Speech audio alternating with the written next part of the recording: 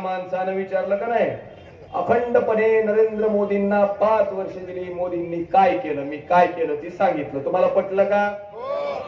आता मला त्या पुढच्या माणसाला विचारायचंय, बाबा रे, तुझ्या पप्पाला आणि तुला अखंडपणे 40 वर्ष ह्या जिल्ह्यानं दिली, तू नुसता आमदार नव्हतास, तू तुझा पप्पा कधी पाटबंधारे मंत्री, कधी ऊर्जा मंत्री, कधी गृहमंत्री, तू 11 खात्याचा राज्यमंत्री, कायम स्वरूपी सरकारी गाडी मिरवायला आणि लाल दिवाट्याबा तुझ्या टकोऱ्यावर फिरायला तयार होता.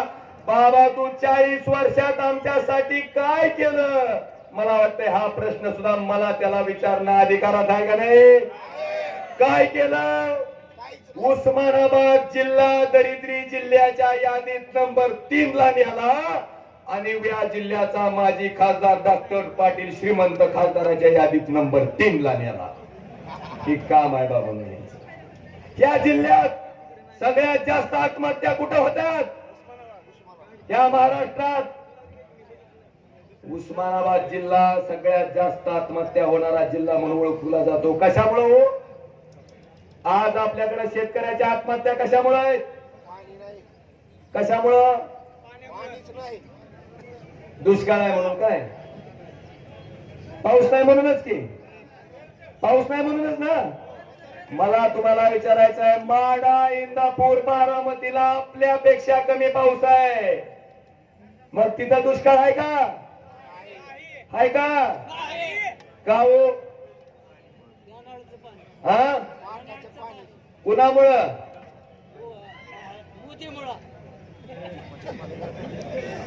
लोक तिकडं म्हणते पवार होत की, मग आपल्याकडे डॉक्टर नव्हता का?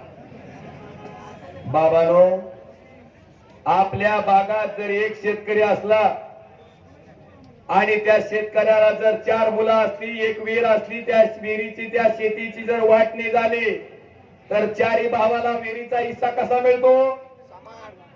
समान मिळतो का नाही? तसं या महाराष्ट्राच्या 4 वाटण्या झाल्या. पश्चिम महाराष्ट्र, विदर्भ, खानदेश, मराठवाडा 4 भागात वाटण्या झाल्या. बाबांनो, पाण्याच्या वाटण्या सुद्धा पाणी वाटप लवादाच्या निर्णयानुसार झाल्या.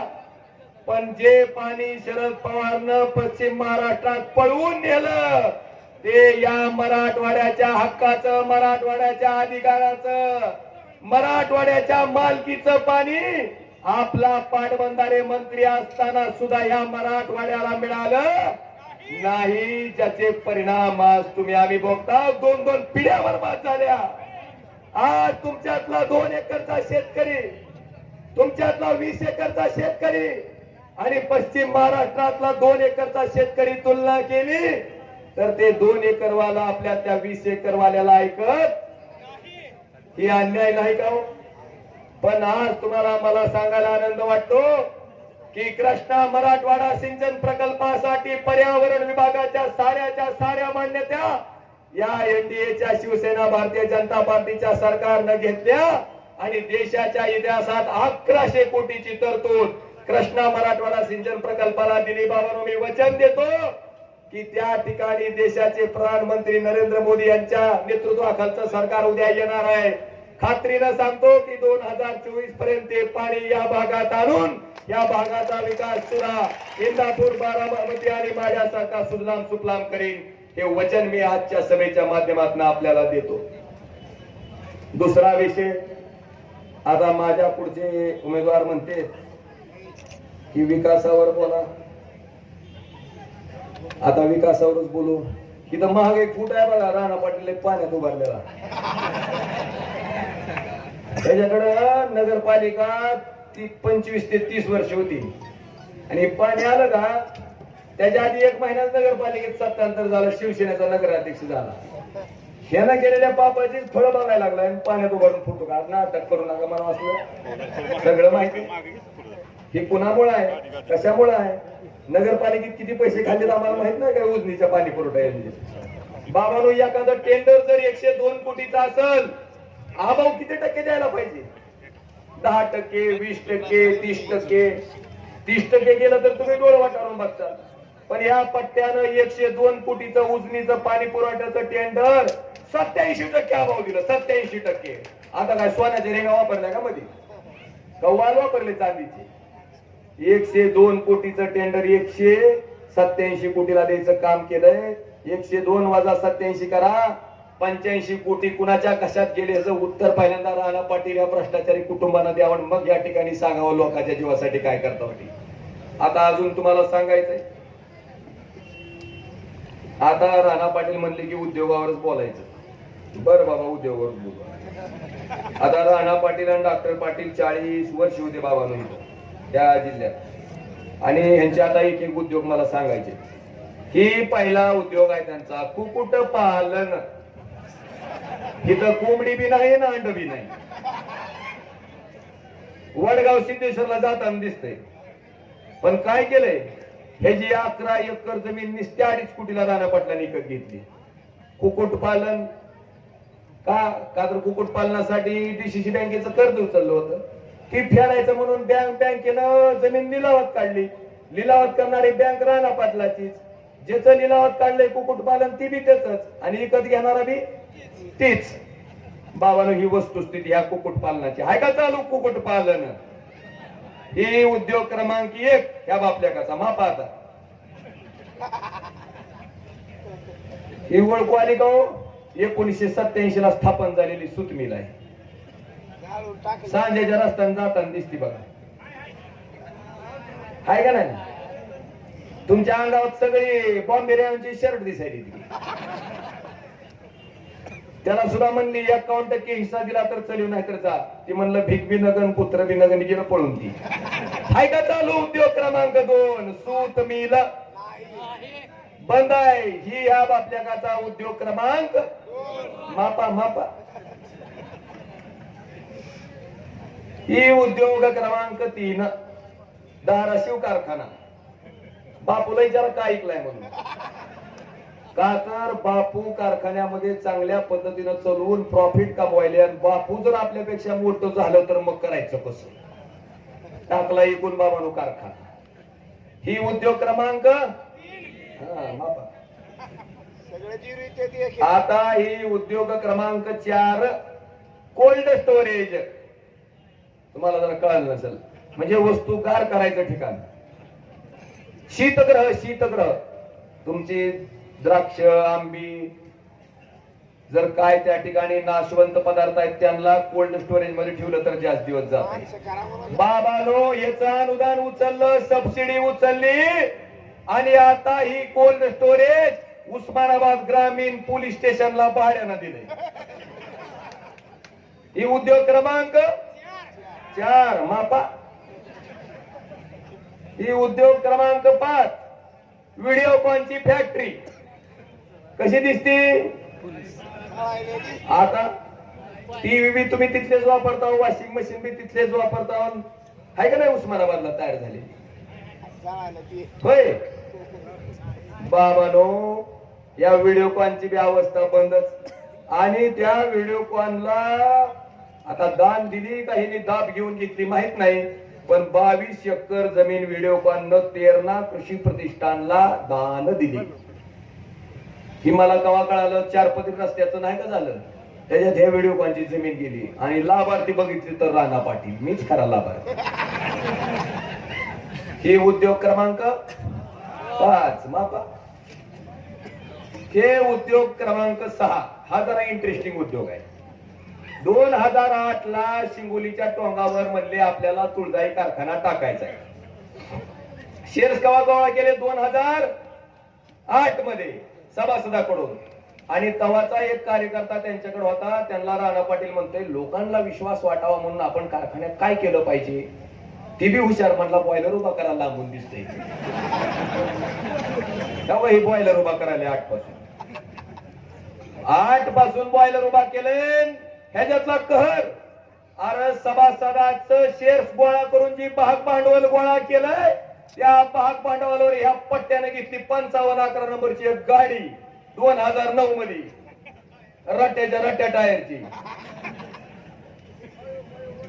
ही अवस्था. उद्योग क्रमांक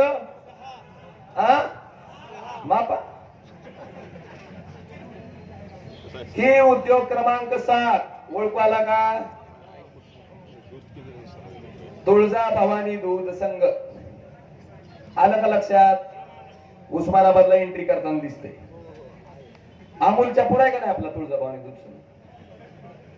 अख्ख्या देशात नंबर 1 चा दूध संघ कुठला? उस्मानाबादचा दूध संघ. कुणाच्या नेतृत्वाखाली? ही सगळे कृषीनिष्ठ शेतकरी हाय का 1 नंबरला? होय. त्या पिशव्यातलं दूध आपण तुळजा भवानी दूध संघाच घेत आहोत की रोज. आईस्क्रीम हाय का? ह्याला मी मोठं लटकुलूप घातलंय. आता ह्याच्या जमिनी विक्रीची प्रोसेस चालू केली. ह्याचा क्रमांक उद्योग बंद पडलेला. हा अरे गोळ घालायला काय 7 नीट मापा नाही तर 40 वर्ष गेलेली तुम्हाला कळाली नाही ती. आता पुढचा उद्योग क्रमांक 8 पाडोळीला गुळ पावडर साठी घेतलेली जमीन. नारळ किती बाऱ्याला फुटतय ती नारळा सुद्धा कटाळाला फुटवून नारळ चालू कर म्हणायला लागलं. देवीला अजून बघायला लागलं त्याच्याकडे. पण ह्या बिचाऱ्यानं जमीन घेऊन त्याला कंपाऊंड वॉल केल्यापेक्षा आणि ही जमीन पुन्हा मुंबई पुण्याच्या कंपनीच्या नावानं रजिस्टर केलेली दाखवते. फक्त उद्देश काय? शेतकऱ्याला नादी लावायचं, भाग भांडवल गोळा करायचं, जमिनी स्वस्तात आणायच्या आणि त्याच जमिनीचा उद्या व्यवहार करून मोठ्या प्रमाणात काय कमवायची? संपत्ती कमवायची. ही उद्योग क्रमांक. आता पुढचं नाव ऐकल्यावर सुद्धा तुम्हाला मजा वाटते. आता या कंपनीचं डेक्कन जिनिया. अमेरिकेत गेल्यासारखं वाटतं का नाही? भावानो कंपनीचं नाव आहे. आणि डेक्कन जिनिया का कुठं आहे बाबा? हे त्या चोराकडीच्या पलाड आहे. तेव्हा ही डेक्कन जिनिया कंपनी. नाव ऐकल्यावर तर वाटतंय की काय आता होईल आणि काय नाही. आणि डेक्कन जिनियामध्ये काय काय केलं माहितीये का? या परिसरातील काही शेतकऱ्यांनी खराब धान्यापासून मध्यनिधी निधीचा प्रकल्प सुरू करण्याचं ठरवलं. नवीन उद्योग आणि त्यात राणा पाटील नाहीत असं कसं होईल? घेतलं बोलावून त्या 7 शेतकऱ्यांना सांगितलं आपण मोठ्या प्रमाणावर हा उद्योग उभारू. त्यासाठी मी गुंतवणूक आणतो म्हणून दुसऱ्यांदा त्याचं भूमिपूजन केलं. विधानसभेत प्रचार केला की शेतकऱ्यांनो तुमच्या खराब धान्याला सुद्धा आता प्रकल्पामुळे भाव येईल. परंतु त्या जागेवर काहीही केलं नाही. कारण सांगत राहिले. त्यानंतर असं सांगितलं की आता आम्ही या जागेवर वायनरी सुरू करणार आहोत. कुणी कुणी वायनरी लावली होती? वाननेर झाली त्यांची. वायनरी सुरू करणार आहोत कुठं? त्या जागेवर. म्हणून तिसऱ्यांदा त्या जागेवर भूमिपूजन केलं. परंतु तेही सुरू केलं नाही व त्या मूळ 7 जणाला बाजूला करून स्वतःच्या हित संबंधातील व्यक्तींना या कंपनीचं संचालक बनवलं आणि अख्खी कंपनी ताब्यात घेतली आणि पुणे स्थित असणाऱ्या यांच्याच डेक्कन झिनिया या कंपनीच्या नावे ती जागा कवडीमोल किमतीत हडप केली. त्या जागेची किंमत कोट्यावधी रुपये आहे. मात्र तिथं आज काहीही नाही.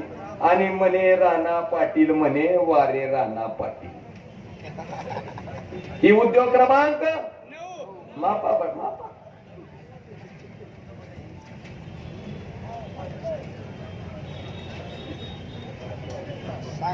आता ही उद्योग क्रमांक 10 उस्मानाबादचा मोपेडचा कारखाना.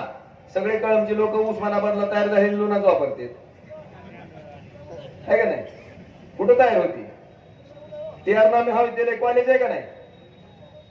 मोपेडच्या कारखान्याची जागा हाणली. आता हाणलेल्या जागेत हाणलेल्या ट्रस्टचं हाणलेलं कॉलेज उभा केलं. म्हणजे तिन्ही बी गोष्टी हाणलेल्या. ही उद्योग क्रमांक. आता इथं किती उद्योग चालू आहेत म्हणा? Terna infotech, Terna electrotech, Terna diamond, Terna charitable trust. आहेत का एवढे उद्योग चालू? कशाला पुण्या मुंबईला जातात इतके उद्योग इथं असतील तर? पुण्या मुंबईचे पोरं बोलून घ्यायचे आहेत का?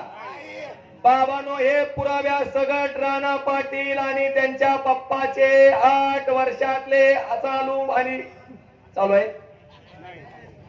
निस्ते घोषणा केलेले आणि बंद पाडलेले 10 उद्योग. पहिल्यांदा या 10 उद्योगाचं सांगा. आता नवीन सांगायला लागले. आता कळमन उस्मानाबाद नाही ना, तिकडचे नवीन लोक आहेत. त्यांना म्हणते आता सोयाबीनवर आपण प्रकल्प आणायचा. अनिल गाव बाबांनो शब्द देतो, वचन आहे माझं. बार्शीला इचलकरंजीला काम करणारी लाखो कर्मचारी आहेत, जे की इचलकरंजीमध्ये जाऊन काम करतात, मॅन पॉवर आहे. आणि इचलकरंजीच्या टेक्सटाईल साठी लागणारा कापूस पश्चिम महाराष्ट्रात तयार होत नाही बाबांनो, तयार होतो कुठं? मराठवाड्यात. मी आपल्याला शब्द देतो की किमान आगण सांगत नाही, 10 ते 15,000 माझ्या तरुणाला रोजगार उपलब्ध होईल असा एक प्रकल्प ह्या भागात आणीन तर 2024 ला तुमच्या पुढे मत मागायला येईल. तर हे माझं वचन आहे.